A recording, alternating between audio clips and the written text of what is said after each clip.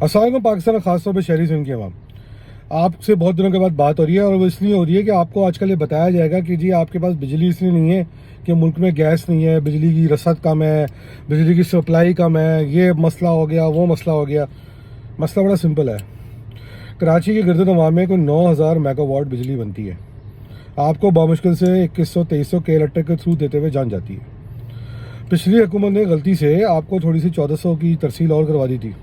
वो कैसे किसी को बर्दाश्त हो सकता है? कैसे हो सकता है? किस तरह बर्दाश्त होगा कि आपको आपका हकूक मिल गए थे?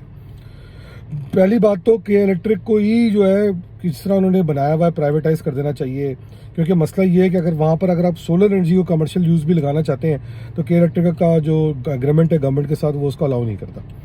वो तो एक अलग बहस है। चले मान लेते हैं जी के इलेक्ट्रिक जो बर्बाद है और उसको तो वैसे ही अबराज कैपिटल के हालात के बाद से सही हो जाना चाहिए, मगर जो कराची के बाहर इतनी सारी और बिजली होके नेशनल ग्रिड को चली जाती है जो आपको नहीं मिलती और किसी ने गलती से आपको दे दी थी जिसकी वजह से शायद आपकी ज़िंदगी के अंदर थोड़ा मसाइल हल हो गए थे, वो कैसे किसी को बर्दाश्त हो सकता था? कैसे किसी बड़े सूबे के बाद बर्दाश्त हो सकती थी? कैसे पाकिस्तान को बर्दाश्त, कैसी हिम्मत कैसी हुई किसी की आपको आपका बिजली का हकूक देने की?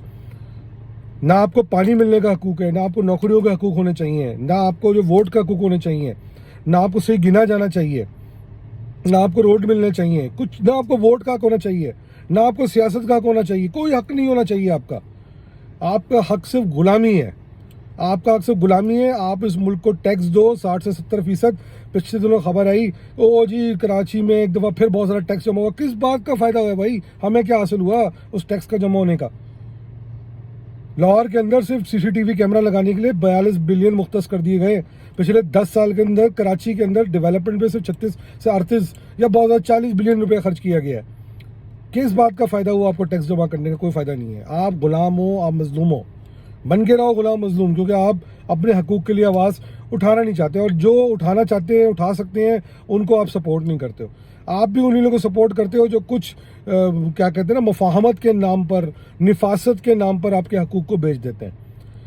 और जो आपके लिए लड़ना चाहते हैं, जो आपके लिए आवाज़ उठाना चाहते हैं, जो आपके लिए खड़ा रहना चाहते हैं, उनको आप जो है ना वो पता नहीं किसी वजह से क्यों नहीं सपोर्ट कर देते हो। तो फिर जब आपके साथ यही होगा, आपको बिजली होते हुए भी आपको जो है ना आपको बिजली का हक नहीं मिलेगा, पानी होते हुए भी आपको पानी नहीं मिलेगा, आपको टैंकरों से पानी डलवाना पड़ेगा, आपको लाइन से पानी नहीं मिलेगा।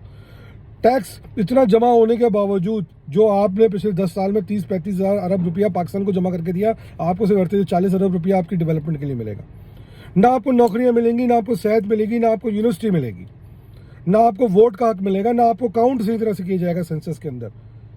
और आपके साथ ये होता रहेगा होता रहेगा होता रहेगा जब तक कि आप अपने हक के लिए आवाज़ नहीं उठाओगे, जब तक आप बाहर नहीं निकलोगे। और मैं जब आपकी बात कर रहा हूँ तो मैं सिर्फ मुहाजिर की बात नहीं कर रहा हूँ, मैं कराची में रहने वाले पंजाबी, पठान, सिंधी, सराइकी, बलोच, नेज़ के हूस हर कौमियत की बात कर रहा हूँ जो बराबर का शिकार है। जब पानी नहीं आता तो वो ये देख के नहीं आता कि महाजिर के घर में नहीं आ रहा और वो सिंधी के घर में या पंजाबी के घर में आ रहा है पानी, तो फिर पानी वहाँ ही नहीं रहा।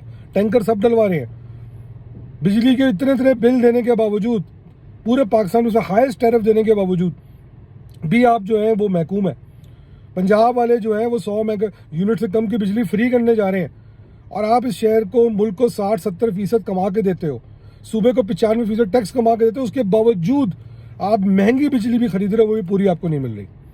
तो ये आपके साथ होगा होगा होगा होगा होगा जब तक कि आप अपने लिए आवाज़ नहीं उठाओगे, जब तक आप आवाज़ नहीं उठाओगे, जब तक और ये क्यों करवाना चाह रहे हैं ना? आपको सही तरह गिनते हैं, गिन गए तो बता दिए 3.5 करोड़ है तो 3.5 करोड़ अगर गिन दिया आपको तो आपको तो हर चीज़ ज़्यादा देनी पड़ेगी। वो क्यों देंगे आपको हर चीज़ ज़्यादा? कोई कुछ नहीं देगा। ये आपको याद होगा पाकिस्तान में, हिंदुस्तान की तारीख में एक ईस्ट इंडिया कंपनी थी। आपके शहर को, आपके लोगों को ईस्ट इंडिया कंपनी की तरह चलाया जा रहा है।